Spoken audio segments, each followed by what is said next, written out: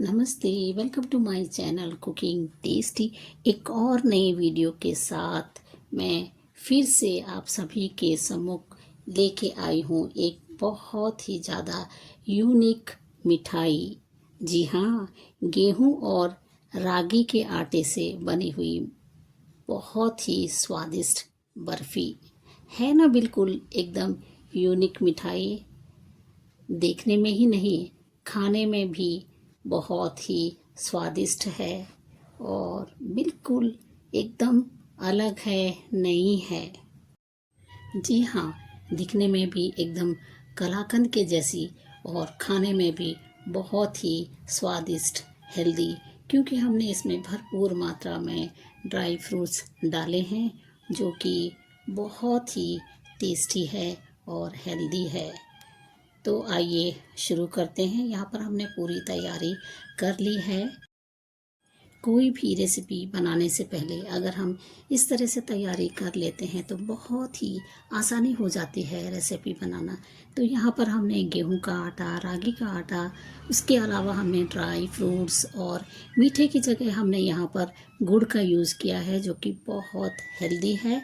साथ ही हम घी में बनाएंगे और उसके अलावा पिस्ता, बादाम, खुशबू के लिए हमने इलायची और सौंफ का यूज़ किया है। तो आइए शुरू करते हैं। हमने पैन ले लिया है, उसमें हम ऐड करते हैं 2 टेबलस्पून घी और अब हम उसमें ऐड करते हैं गेहूं का आटा।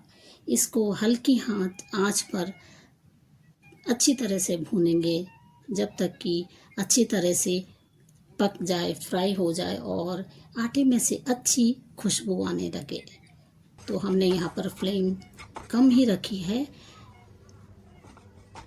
और अगर चाहो तो थोड़ा सा घी हम बाद में ऐड कर सकते हैं। अभी हमने यहाँ पर कम से कम घी का यूज़ कर रहा है।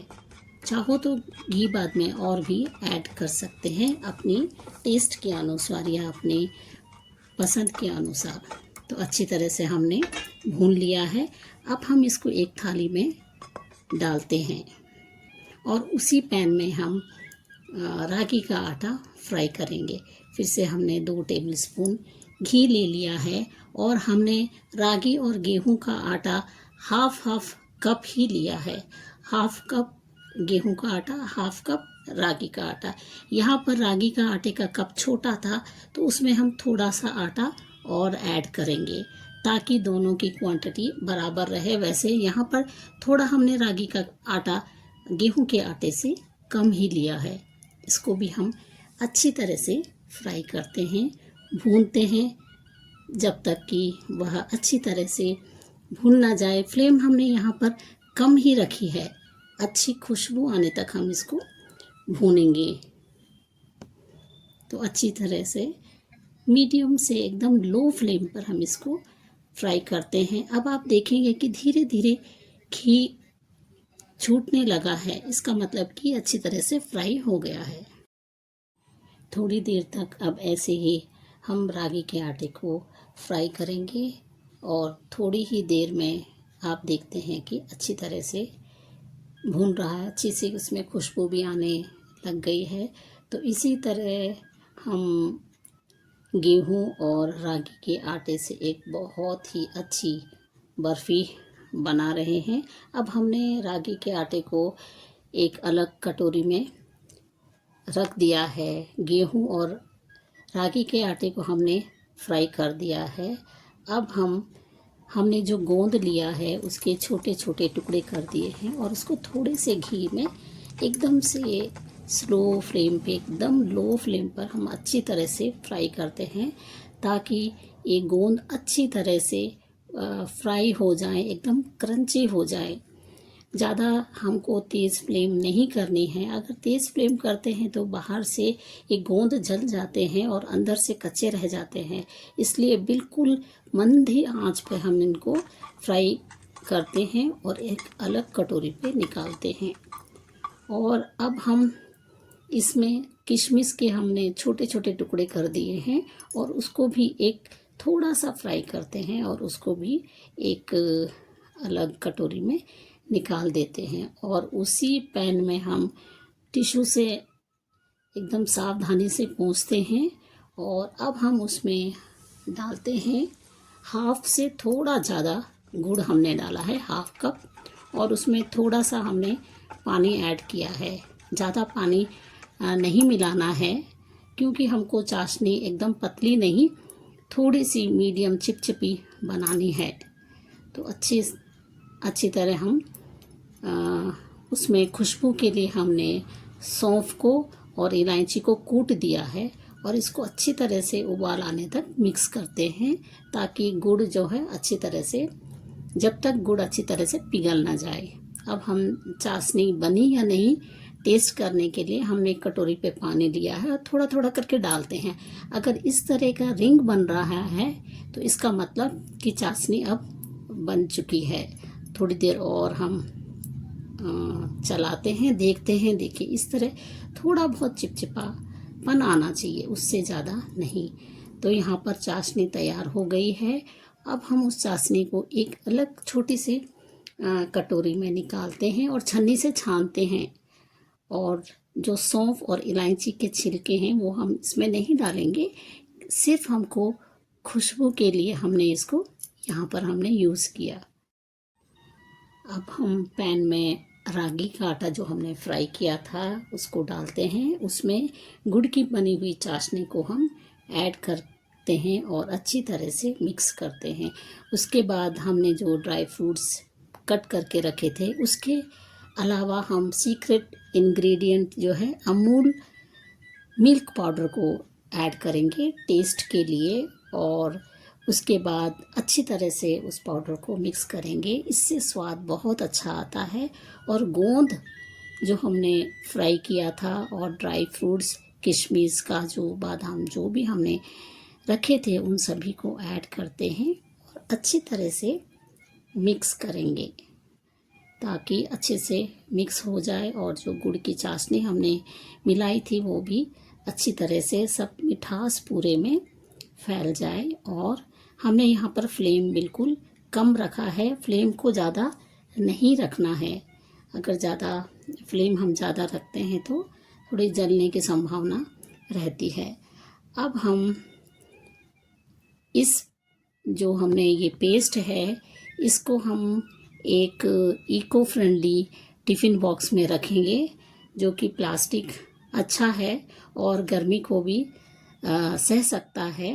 माइक्रोवेव सेफ टिफ़िन बॉक्स में हमने रखा है क्योंकि ये स्क्वायर साइज शेप का है, इसीलिए आप चाहो तो किसी कंटेनर में भी रख सकते हैं। तो इस टाइम यही अवेलेबल था तो मैं इसी में अच्छी तरह से सेट करती हूँ। तो देखा आपने कितनी अच्छी तरह ये सेट हो चुका है रागी का आटा। तो हमारी एक लेयर बन चुकी है बर्फ़ी की। अच्छी तरह से सेट करने के बाद अब हम गेहूं के आटे से दूसरी लेयर तैयार करेंगे। इसके लिए हमने थोड़ा सा घी ऐड किया क्योंकि पहले उसमें थोड़ा घी कम था, तो थोड़ा सा ऐड करते हैं और अच्छी तरह से फ्राई करते हैं। उसके अलावा वही स्वाद के लिए मिल्क पाउडर हम इसमें भी ऐड करेंगे और गुड़ की चाशनी ऐड करते हैं। उसके अलावा ड्राई फ्रूट्स और गोंद जो हमने फ्राई करके रखा था, किशमिश बादाम पिस्ता सभी को डालते हैं और अच्छी तरह से इस को मिक्स करते हैं, अच्छी तरह से मिलाएंगे और बहुत अच्छा सा एक लेयर बर्फ़ी की तैयार करते हैं, दूसरी लेयर। तो देखिए कितने अच्छी तरह से मिल रहा है, बहुत ही हेल्दी क्यों ना हो क्योंकि इसमें पूरे ड्राई फ्रूट्स हैं, घी के साथ बना हुआ है और एकदम यूनिक। अब हम दूसरी लेयर को इसमें डालते हैं और अच्छी तरह से सेट करते हैं। सेट करने के बाद थोड़ी देर के लिए हम इसको फ्रिज में रख सकते हैं ताकि अच्छी तरह से जम जाए। अगर फ्रिज में नहीं रखना चाहते हैं तो एक घंटे के लिए बाहर रखेंगे तो थोड़ी देर में अच्छी तरह से सेट हो जाती है। तो टिफ़िन बॉक्स में जो है अच्छी तरह से हम इस लेयर को सेट करते हैं ताकि लेयर अच्छी तरह से आ जाए। अच्छी तरह से इसे प्रेस करके एक बिल्कुल चारों तरफ से बराबर करते हैं और चाहो तो इसमें इसी समय ड्राई फ्रूट्स की डाल सकते हैं ऊपर या फिर निचली सतह पर। और इसको कुछ इस तरह से हमने बॉक्सेस में कट कर दिया है और थोड़ी देर के लिए हम इसको बंद करके रखते हैं। अभी थोड़ी देर के बाद हम निकालते हैं तो देखिए इस तरह हमारी चॉकलेटी बर्फ़ी बन करके बिल्कुल तैयार है। एकदम चॉकलेटी कलाकंद के जैसी बर्फ़ी बन करके तैयार है रागी और गेहूं के आटे से। एकदम निचली सतह पर ड्राई फ्रूट्स दिख रहे हैं, ऊपर भी। और बाद में हम इन पीसेस को निकालते हैं और ऊपर से फिर से हम इसको सजाएंगे पिस्ता काजू बादाम से। तो देखिए कितनी अच्छी बर्फ़ी बन करके तैयार है गेहूं और रागी के आटे की। देखने में तो है ही सुंदर और खाने में भी बहुत ही स्वादिष्ट और पौष्टिक तत्वों से भरपूर। तो इस बर्फ़ी को हम स्नैक्स के लिए यूज़ कर सकते हैं, बच्चों को टिफ़िन में रख सकते हैं, इवनिंग टाइम पर चाय के साथ नाश्ते की तरह भी। तो बहुत ही स्वादिष्ट। आपको कैसी लगी यह बर्फ़ी बताइएगा कमेंट सेक्शन में। और इसी तरह स्नैक्स टिफ़िन बॉक्स में हम रख सकते हैं, कोई आते हैं घर में तो उनको दे सकते हैं। यूँ कहिए कि एक तरफ से यह हमारे भारतीय बिस्किट्स हैं जिसे काफ़ी दिनों तक हम रख सकते हैं। 1 महीने तक भी हम इसको स्टोर करके रख सकते हैं। तो आप भी बनाइए, खिलाइए और खाइए टेस्टी इंडियन बिस्किट्स। बाकी आप सभी बताइएगा कि आपको यह मेरा वीडियो कैसा लगा। अच्छा लगा हो तो भी बताइएगा, अगर ना लगा हो तो भी बताइएगा, क्योंकि अगर हमारी गलती हो तो हमें सुधार करना चाहिए और भी अच्छा बना करके आप सभी के सामने लाना चाहिए। और प्लीज़ आप मेरे चैनल को सब्सक्राइब करिए, लाइक करिए, शेयर करिए। और आप सभी का बहुत बहुत धन्यवाद। Thank you.